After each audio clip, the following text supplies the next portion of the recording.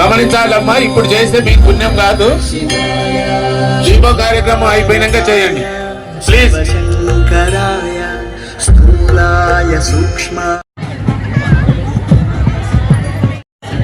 మణిద్వీప వర్ణన అంటే మీలో ఎవరికైనా తెలుసా? ఎవరైనా చదువుతారా? ఇప్పుడు ఒకసారి మనం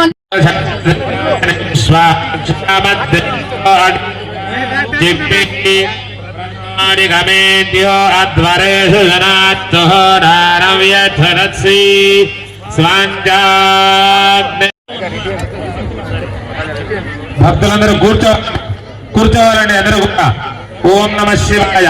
ఇక్కడ ఎవరు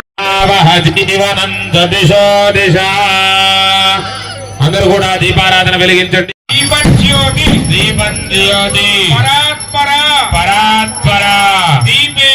దీపేన సాధ్యతే సర్వం తస్మై శ్రీ.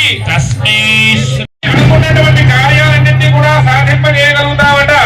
అందుకే దానికి దీపరాజాయ నమోస్తుతే, లక్ష్మీదేవి నమోస్తుతే అని చెప్పి